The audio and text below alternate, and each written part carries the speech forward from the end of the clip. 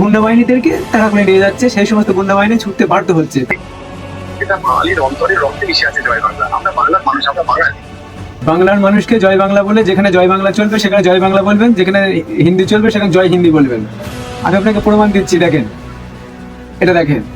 হিন্দিতে যদি পোস্টার লেখে, দেয়াল লেখে পোস্টার মারে, এটা কি মানায়?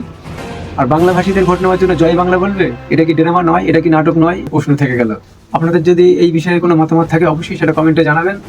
এবং আপনারা এই ভিডিওটা যদি ইউটিউবে দেখে থাকেন অবশ্যই আমার ইউটিউব চ্যানেলকে সাবস্ক্রাইব করবেন। আর যদি ফেসবুক পেজ থেকে দেখে থাকেন অবশ্যই আমাদের ফেসবুক পেজকে ফলো করবেন। ততক্ষণ সুস্থ থাকবেন, ভালো থাকবেন, আর দেখতে থাকুন সত্যের সন্ধান।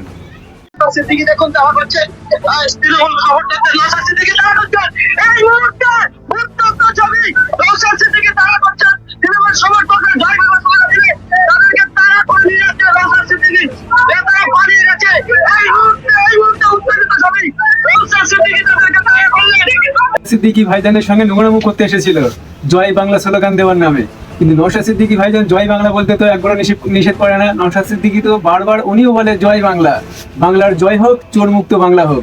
যে কিনা বাংলার জয় হোক এটা চাই, তবে চোর মুক্ত বাংলা হোক এটাও চাই, যেটা এই শওকত মোল্লার লোকজন চায় না। যে চোর মুক্ত বাংলা হোক এটা হবে না, জয় বাংলা, কিন্তু এই বাংলায় চোর থাকুক এটা চাই। কিন্তু নওশাদ সিদ্দিকী ভাইজান চাই চোর মুক্ত বাংলা হোক। আর এই বাংলায় চোর মুক্ত করতে গেলে ওই সমস্ত চোরেদের দালালকে তাড়া করতে হবে। তাড়া করে নিয়ে যাচ্ছে ভাঙড়ে ভোটের দিনকে। বুঝতে পারছেন শওকত মোল্লার কি হাল হতে চলেছে? শওকত মোল্লার মুখটা কেন শুকিয়ে যাচ্ছে বুঝতে পারছেন? অনুমান করতে পারছেন যে এই শওকত মোল্লার মুখটা কেন শুকিয়ে যাচ্ছে? যারা কিনা ভোটের সময় তৃণমূল বিরোধী কেউ কোনো কথাবার্তা বললে তাদেরকে তাড়া করতো, আর সেই গুন্ডা বাহিনীদেরকে তারা করে নিয়ে যাচ্ছে, সেই সমস্ত গুন্ডা বাহিনী ছুটতে বাধ্য হচ্ছে। তারা না বোম মারতে পারছে, না কাকে হুমকি দিতে পারছে, না কিছু করতে পারছে। সেই জন্যই বুঝে গেছে হার নিশ্চিত, ওই জন্যই মুখটা শুকিয়ে যাচ্ছে। তারপরে শুনুন জয় বাংলা নিয়ে শওকত মোল্লা কি বলছে, শুনুন।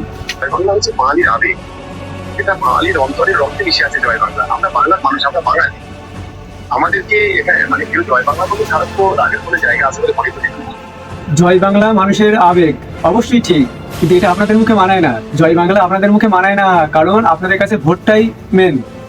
বাংলার মানুষকে জয় বাংলা বলে, যেখানে জয় বাংলা চলবে সেখানে জয় বাংলা বলবেন, যেখানে হিন্দি চলবে সেখানে জয় হিন্দি বলবেন। আমি আপনাকে প্রমাণ দিচ্ছি, দেখেন, এটা দেখেন, দেখেন, এরা জয় বাংলা বলে, এটা কি সত্যি বাংলাকে ভালোবেসে জয় বাংলা বলে?